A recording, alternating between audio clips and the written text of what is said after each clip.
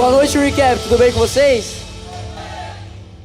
Bom, como o Gu disse, meu nome é Michael, tenho 14 anos e mais uma vez eu estou compartilhando esse momento de mensagem com vocês, mas primeiramente gostaria de agradecer a vida dos pastores, o pastor Eduardo e a pastora Priscila. Muito obrigado por dizerem sim a tudo isso que nós estamos vivendo. Também agradecer a vida dos nossos líderes, o Gustavo e a Larissa. Muito obrigado por nos liderarem nesse tempo. Do mesmo modo que o Gu falou, eu vou falar um pouco sobre o Evangelho de João. E o ponto que eu quero abordar aqui é sobre o Cristo que nós servimos.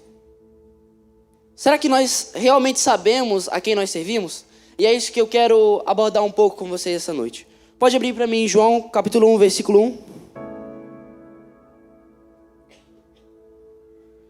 Pode colocar na Almeida Corrigida Fiel, na ACF.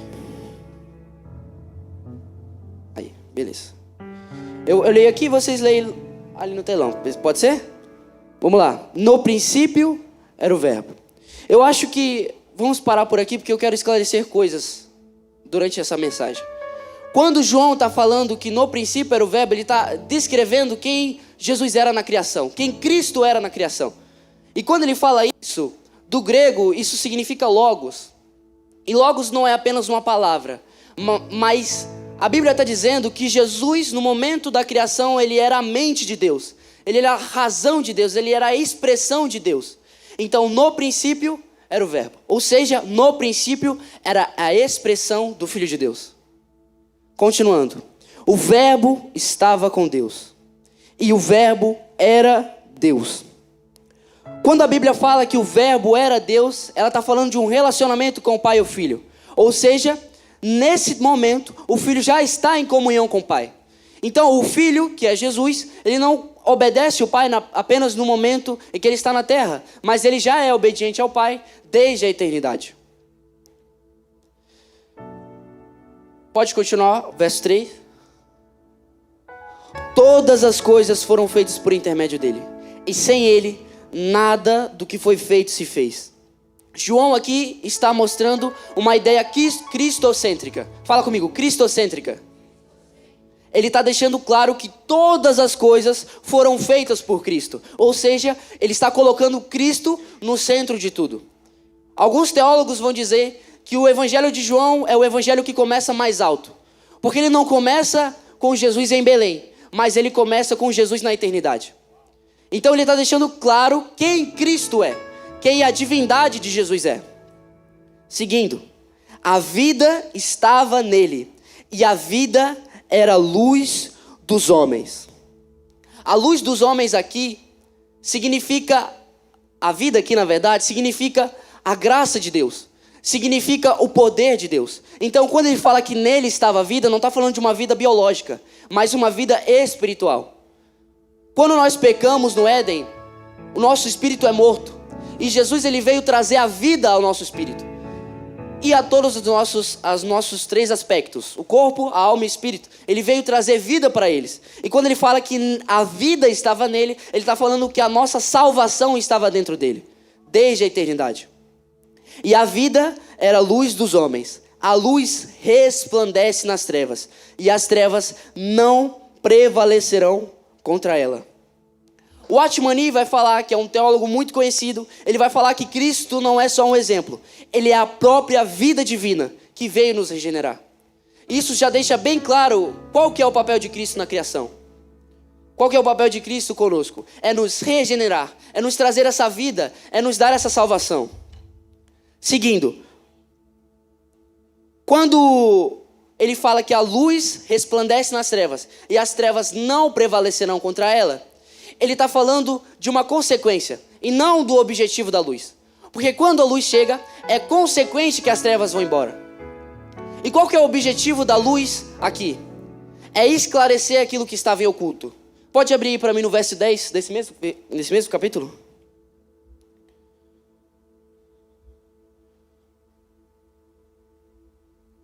O verbo estava no mundo. O mundo foi feito por intermédio dele, mas o mundo não o conheceu. Sabe qual que é o poder disso? Um Deus que é tão grande. Se você perguntar para qualquer pessoa, perguntar onde Deus está para essa pessoa, ela vai falar que Deus está no universo. Deus está lá em cima, mas o João ele deixa claro que Deus está habitando em nós, está habitando entre nós. E quando ele fala que o verbo estava no mundo, e o mundo foi feito por intermédio dele, mas o mundo não conheceu, ele está falando de uma cegueira que as pessoas estavam tendo naquela época, e até os dias de hoje, porque muitos acabam apenas conhecendo a Jesus, mas não tendo a revelação de quem Cristo é.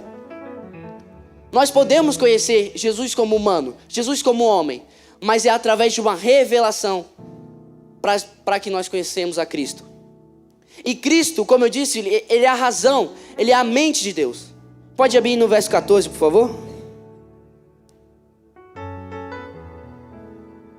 E o verbo se fez carne e habitou entre nós, cheio de graça e de verdade. Vimos a sua glória como do unigênito do Pai.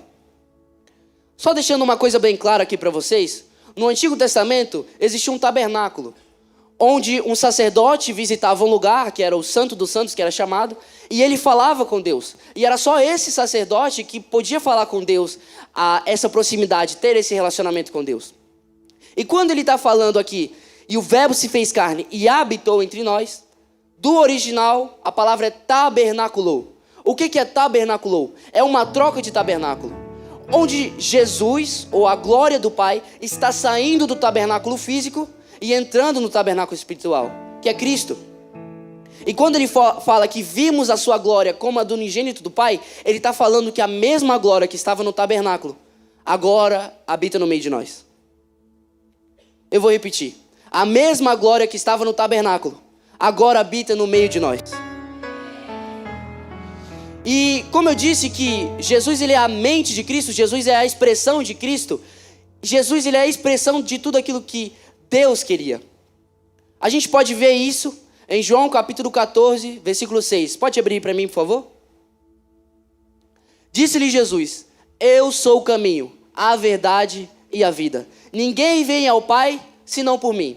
O que ele está deixando bem claro aqui? Que você não precisa mais ir para um sacerdote para falar com Deus, mas é apenas você olhar para si, porque agora Deus habita dentro de você. Então não é mais sobre um lugar, é sobre uma pessoa. Quando Jesus fala assim, e vocês, por que vocês não vão embora também? Porque eles estavam com raiva de umas coisas que haviam acontecido com ele. E ele pergunta, e fala assim, por que vocês não vão embora também? E Pedro fala, a quem iremos nós? Em algumas traduções das Bíblias está para onde iremos nós, mas do original mesmo está, a quem iremos nós? Por quê? Não é mais sobre um lugar, é sobre uma pessoa. A quem iremos nós, se só tu tens a palavra de vida eterna? Pode abrir para mim João capítulo 3, versículo 16? Porque Deus amou o mundo de tal maneira que deu o seu Filho unigênito, para que todo aquele que nele crê não pereça, mas tenha a vida eterna. Você percebe que primeiro Deus ama o mundo e a forma dele expressar o mundo é através de Jesus? Porque primeiro Deus ama o mundo de tal maneira, mas como que ele podia expressar aquilo para as pessoas? Entregando seu Filho unigênito. Então aqui João está deixando bem claro que Jesus é a expressão de todas as coisas de Deus. João ele vai falar sobre os eu sou. Toda vez que Jesus fala eu sou, é uma expressão da vida de Deus. Jesus ele está revelando, Deus ele está revelando através do seu Filho quem ele era. Então, toda vez que Jesus fala eu sou, ele está revelando uma expressão daquilo que é Deus. Amém? Seguindo aqui.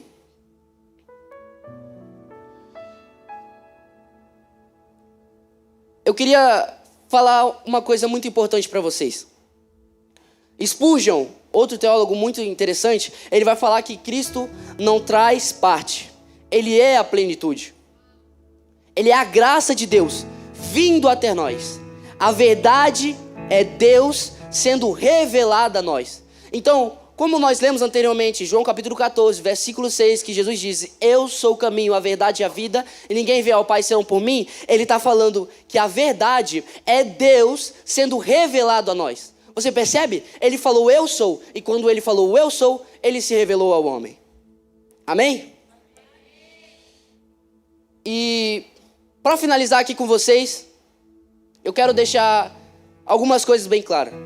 Cristo, ele não é um mestre moral. Ele não é uma pessoa que, se você estudar livros históricos, você pode conhecer. Mas é através de uma revelação de quem ele é, você pode o conhecer. Cristo, ele não é uma coisa simples. Ele é algo profundo. Porque se nós formos parar para pensar, Deus, ele é muito maior que o universo. E o universo é infinito. Só que você percebe que o Verbo se fez carne e habitou entre nós? Deus se encolheu e se vestiu da criação dele, para que ele pudesse habitar no meio de nós. Ele é o Logos eterno, ou seja, ele é a mente de Deus. Ele é o Deus, ele é a vida, ele é a luz, ele é a graça e a verdade. Ele é o próprio Deus encarnado. E ele tabernaculou entre nós. Receber a vida de Cristo é receber a vida dele dentro de nós, não apenas uma ideia sobre ele. Então, quando nós temos a revelação de quem é Cristo, nós somos transformados. Porque, como eu disse, a luz, ela expulsa as trevas como consequência. Então, cada vez que você se aproxima da luz, mais claro você vai ficando. Mais longe das trevas você vai ficando.